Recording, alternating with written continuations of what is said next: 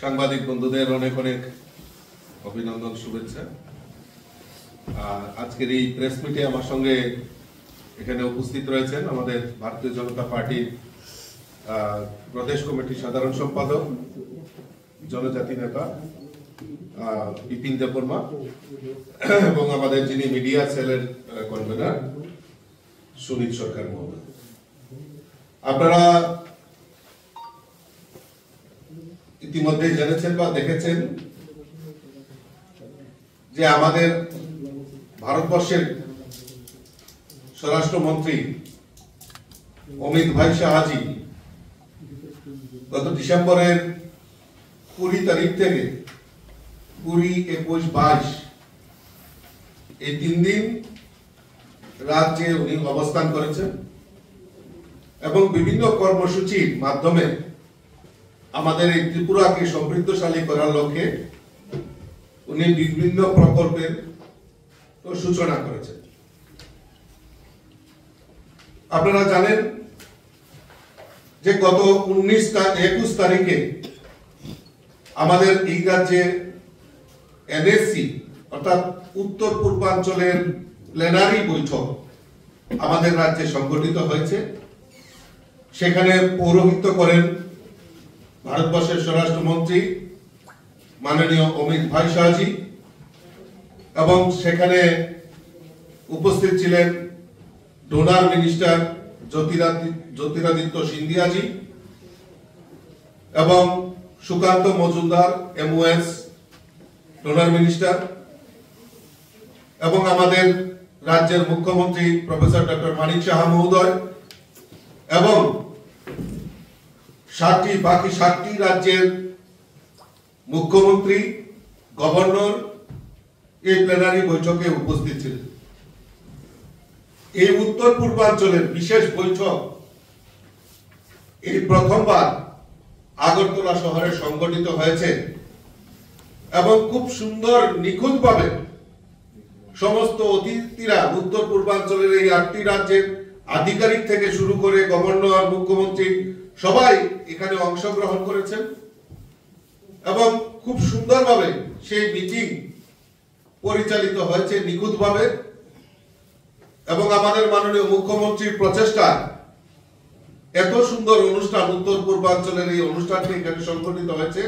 তার জন্য আপনাদের মাধ্যমে সমস্ত অতিথিদের, বিশেষ করে আমাদের স্বরাষ্ট্রমন্ত্রী অমিত ভাই শাহজিকে ধন্যবাদ দিতে চাই এবং প্রত্যেক রাজ্যের মুখ্যমন্ত্রী থেকে শুরু করে গভর্নর, আধিকারিক উনারাও আমাদের এই রাজ্যে এসে এখানে মিটিং এ অংশগ্রহণ করেছেন। এটা আমাদের কাছে একটা ত্রিপুরা রাজ্যের কাছে গর্বের বিষয় এবং ইসরোর চেয়ারম্যান এই ত্রিপুরা রাজ্য সফরেও উনিও এসেছেন, তার জন্য উনাকেও আমরা ধন্যবাদ দিতে চাই। উনি প্রায় 6টি প্রকল্প, প্রায় 33.16 কোটি টাকার প্রকল্প সেদিন ঘোষণা করেন এবং উদ্বোধন করেন এবং সেখান থেকে প্রায় আরো 7টা প্রকল্পের শিলান্যাস উনি করেছেন এবং সেখানে প্রায় ব্যয়িত হবে 635.23 কোটি টাকার মতো সেখানে ব্যয় হবে। বিভিন্ন 7টা প্রকল্পের উনি শিলান্যাস করেন। পরবর্তী সময়ে সহকার সে সমৃদ্ধি উনি 22 তারিখে একটা আমাদের রবীন্দ্র ভবনে সেখানে কোঅপারেটিভের একটা মিটিং সেখানে অনুষ্ঠিত হয় এবং সেখানে এই কোঅপারেটিভকে আরো সমৃদ্ধশালী করার জন্য এবং বিশেষ করে NCCF মাধ্যমে এই রাজ্যের উৎপাদিত কৃষকদের সামগ্রী সারা ভারতবর্ষে পৌঁছে দেওয়ার জন্য এবং সরকারি সহায়ক মূল্যে ক্রয় করে সেটি বাজারজাত করার জন্য এই NCCF এর সঙ্গে বিভিন্ন মৌ স্বাক্ষরিত হয় এগ্রিকালচার ডিপার্টমেন্টের। এটা আমাদের কাছে একটা বড় প্রাপ্তি হয়েছে এবং কোঅপারেটিভের দ্বারা এবং এই ফ্যাক্স এবং লেন্সের মাধ্যমে যাতে এই রাজ্যের বিভিন্ন CSC সেন্টার থেকে শুরু করে পেট্রোল পাম্প থেকে শুরু করে এবং সমৃদ্ধ করা কোঅপারেটিভ গুলিকে এবং গ্রামীণ অর্থনীতিকে আরো স্বরোজগার করার লক্ষ্যে সেখানে বিভিন্ন প্রকল্পের ঘোষণা করা হয়। আমি আমাদের ভারতবর্ষের স্বরাষ্ট্রমন্ত্রী অমিত ভাই শাহজিকে অনেক অনেক ধন্যবাদ জানাচ্ছি যে উনি এই ত্রিপুরা রাজ্যের ডেভেলপমেন্টের ক্ষেত্রে, উন্নয়নের ক্ষেত্রে এতগুলি প্রকল্পের ঘোষণা করেছেন এবং এই রাজ্যকে সমৃদ্ধশালী করার লক্ষ্যে উনি বিভিন্ন পরিকল্পনা যে ঘোষণা করেছেন, তার জন্য আমি আবারও আপনাদের মাধ্যমে আমাদের স্বরাষ্ট্রমন্ত্রীকে অনেক অনেক ধন্যবাদ এবং শুভেচ্ছা জানাচ্ছি এবং আমাদের বিশেষ করে আমাদের রাজ্যের মাননীয় মুখ্যমন্ত্রী প্রফেসর ডক্টর মানিক সাহাজিকেও ধন্যবাদ জানাচ্ছি যে এত বড় সুন্দর এবং নিখুঁতভাবে অতিথিদের আপ্যায়ন থেকে শুরু করে বিভিন্নভাবে যে প্রকল্প এবং যে শিলান্যাস হয়েছে সেগুলি নিখুঁতভাবে পরিচালনা করার জন্য আমি রাজ্য সরকারকেও অনেক অনেক ধন্যবাদ এবং শুভেচ্ছা জানাচ্ছি। আপনাদের যদি কোনো প্রশ্ন থাকে, একটা বিষয় হচ্ছে এত বড় যে বৈঠক সেটা সংগঠিত করেছেন তার জন্য আবারও তাদেরকে অনেক অনেক ধন্যবাদ দিতে চাই এবং বিভিন্ন জায়গায় শুনেছি অনেক বিরোধী দলের তারা এই বৈঠকে বলছেন যে রাজ্যের নাকি আর্থিক ক্ষতির সম্মুখীন হবে, অর্থ অপচয় হচ্ছে, সেরকম মন্তব্য করেছেন। আমি তাদের কাছে প্রশ্ন রাখতে চাই যে আগেও তো সরকার ছিল, কিন্তু এই ত্রিপুরাকে এক্সপোজ করার মতো, ত্রিপুরার যে সমৃদ্ধশালী সেটাকে সারা ভারতবর্ষের মানচিত্রে তুলে ধরার জন্য কোনো প্রয়াস সেই সময় সরকার করেনি। আমাদের সরকার আসার পর একের পর এক প্রকল্পের মাধ্যমেই হোক বা বিভিন্ন ভাবে এই রাজ্যকে উন্নত করার জন্য এবং এই ত্রিপুরা রাজ্যকে ভারতবর্ষের মানচিত্রে সর্বপ্রথমে নিয়ে যাওয়ার প্রচেষ্টা আমাদের সরকার করছে। তাই আবারও আমাদের রাজ্যের মাননীয় মুখ্যমন্ত্রীকে সহ সমস্ত অতিথিদের আমরা সাধুবাদ জানাই এবং অভিনন্দন জানাই যে আমাদের এই পার্বত্য রাজ্য ত্রিপুরার মতো জায়গায়ও এই উত্তর পূর্বাঞ্চলের প্ল্যানারি বৈঠক এখানে সংগঠিত হয়েছে। গত 21 তারিখে প্ল্যানারি বৈঠকের পর 22 তারিখে উনি আমাদের, আপনারা জানেন যে ব্রু সেটেলমেন্ট, যে হাদুকপাড়া যেখানে আমাদের ধলাই ডিস্ট্রিক্টে, সেখানে রিয়াং শরণার্থী শিবিরে উনি যান এবং জনজাতি বিকাশের জন্য উনি অনেক প্রকল্পের ঘোষণা সেখানে করেন এবং তা যাওয়ার আগে আমাদের ভারতীয় জনতা পার্টি জনজাতি লিডারদের সঙ্গে, আমাদের যারা এমডিসি রয়েছেন, আমাদের যারা জনজাতি বিধায়ক বিধায়িকা রয়েছেন, তাদের সঙ্গে সার্কিট হাউসে উনি কথা বলেন এবং তাদের সঙ্গে মত বিনিময় করেন। তারপর উনি চলে যান আমাদের সেই ব্রু সেটেলমেন্ট যেখানে, সেখানে প্রায় 6টি প্রকল্পের শিলান্যাস করেন। সেখানে প্রায় 33.16 কোটি টাকার প্রকল্প সেদিন শিলান্যাস করেন, যার মধ্যে সবচেয়ে উল্লেখযোগ্য হলো হাদুরপাড়া এসবি স্কুল। সেখানে একটা প্রায় 1.56 করোড় এডুকেশন ডিপার্টমেন্টের সেখানে উনি একটা উদ্বোধন করেন এবং সেখানে হাদুরপাড়াতে যাতে ব্রু রিয়াং শরণার্থী যারা রয়েছেন তাদের স্বাস্থ্য যাতে চিকিৎসার জন্য তাদের ছুটে যেতে না হয় দূরে দূরে, তার জন্য সেখানে একটা উনি প্রকল্পের ঘোষণা করেন। রাজ্যের ক্ষেত্রেও কংগ্রেস আম্বেদকরকে নিয়ে অমিত শাহ একটা বক্তব্য প্রতিবাদে কর্মসূচি করছে, আগামীকাল কর্মসূচি আছে, আপনার কি প্রতিক্রিয়া? দেখুন, আজকে এই বাবা সাহেব আম্বেদকর অর্থাৎ আমাদের এই সংবিধানকে হেয় প্রতিপন্ন করা, বাবা সাহেব আম্বেদকরকে হেয় প্রতিপন্ন করা, এটা কংগ্রেসের একদম শুরু থেকে তাদের যে পূর্বপুরুষ, তাদের যে উত্তরসূরি, তারা বারবার এই বাবা সাহেব আম্বেদকরকে, যিনি আমাদের এই সংবিধান রচয়িতা, উনাকে অপমান করেছেন।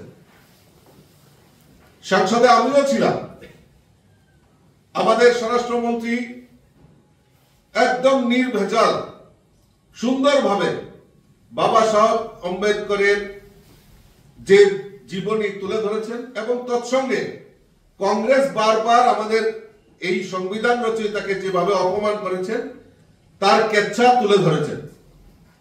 এখন বিশ্বে তারা এইগুলিকে কাটিং করে মানুষের সামনে মিথ্যা প্রচার করে ভারতীয় জনতা পার্টিকে হেয় প্রতিপন্ন করার একটা প্রয়াস করছে, তা আমরা ধিক্কার জানাই।